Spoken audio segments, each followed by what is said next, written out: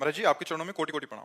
महाराज जी, मैं हमेशा परमात्मा की कृपा से उनकी दी हुई शक्ति, बुद्धि, विवेक, बल से कर्म क्षेत्र में लोगों की तन मन धन से सहायता करता हूँ, पर कुछ परिस्थितियां ऐसी आ जाती हैं कि मैं सभी का सहयोग करते हुए भी लोग मुझे गलत ठहरा देते हैं, तो मन असल दुखी हो बात जाता है। आपका चिंतन सही नहीं है। किसका प्रश्न है? आप लोग देख रहे हो। अगर आप सब में भगवान देखने लगो, कितना बढ़िया हो जाए।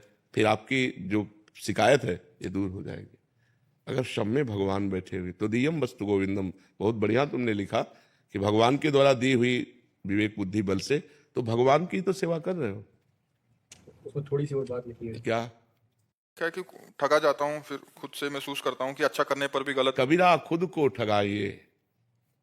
तुम्हारा पूर्व का यदि कर्म है और आप इस समय नवीन कर्म कर रहे हैं, इनका हित करना, और ये बदले में आपको ठग रहे, तो आपको प्रसन्न होना चाहिए कि मेरा तो पुण्य बन गया और इसका हिसाब था मेरा, वो चुकता हो गया, तो बढ़िया हो गया। परेशानी क्या हुई? महाराज, पर कई बार ऐसा होता है कि अपन डिप्रेस भी होते हैं इन चीजों से। क्यों डिप्रेस होते हैं? इसीलिए कह रहा हूं, तुम लोगों को देख रहे हो इसलिए डिप्रेस हो गए। संसार देखने वाला ही डिप्रेस होता है, भगवान को देखने वाला डिप्रेस नहीं होता।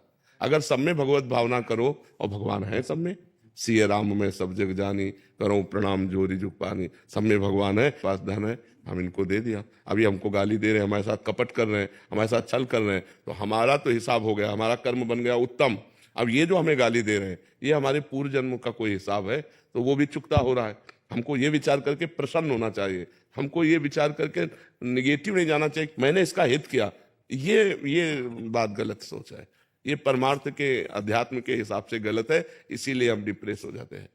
हमारे जैसे अपन किसी की मदद करें या कुछ भी करें तो उसके कहते हैं कि अपन किसी उसके कर्म वो भुगत रहा था और अपन ने उसके जाके उसकी मदद कर दी, तो क्या उसके कर्म अपने? तो आपका कर्म उसके कर्म से जुड़ा हुआ था, इसलिए आपको वहां सम्मिलित किया गया, इसलिए आपको वहां भेजा गया कि अब उसके दुखमय कर्मों में आप अपना हिस्सा दीजिए और उसके दुख को निवारण कीजिए, तो आपको मिलेगा पुण्य और उसका कट गया पाप।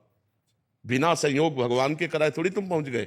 मान लो कोई तड़प रहा है और आप पहुंच जाते हैं और आप उसकी तड़पन को मिटा देते हैं, अस्पताल ले जा करके उसके दुख को मिटा देते हैं, तो आपका भगवान के द्वारा भेजा हुआ कार्य है। आप भगवान की तरफ से प्रेरित होके गए, तो आपका तो बना पुण्य और उसका कट गया पाप, दुख निवृत्ति हो गई। तो ये संयोग होता है। आपको ही क्यों भेजा? आप ही क्यों आ गए? किसी और को भेज देते। तो ये भगवान का विधान है, इस बात को समझना चाहिए। आप स्वयं से नहीं गए, आपको ले जाया गया है। ताही न आवे ताही पर, ताही तहां ले जाए। जैसी हो भवतव्यता तैसी बने सहाय, आप ना आवे ताही पर, ताही तहां ले जाए। वो भगवत विधान होता है। तो भगवान की जय जयकार करनी चाहिए कि मालिक मुझे ऐसा किसी दुखिया के दुख निवारण का मुझे सौभाग्य दिया। तो ये थोड़ी है कि उसके प्रारब्ध कर्म को मिटाओगे तो आपको पाप लगेगा, आपको पुण्य होगा, क्योंकि उसके असत कर्मों के परिणाम स्वरूप उसे दुख मिला और उसकी दुख निवृत्ति में आप सहयोग किए तो उसके पाप कट गए, आपका पुण्य बन गया। समझ गए? जी जी। महाराज, जैसे ये कर्म कहाँ से शुरू होते? जैसे एक कसाई जो रोज मुर्गे काट रहा है, वो तो रोज हजारों मुर्गे। अरे तो इनकी फिर दुर्दशा जानते हो कैसे होती है? नरकों में इनको लाखों करोड़ों वर्ष सड़ाए जाते हैं, वो तो तुम्हें नहीं दिखाई देगा। अब जैसे यहाँ चोरी की और पुलिस पकड़ के ले गई, अब वहां जो हिसाब करती है अंदर चार चार पुलिस वाले मार डंडे, जब उनकी खाल उधेड़ते हैं, इसके बाद 20 साल की सजा, आजीवन कारावास, एक एक गलती की।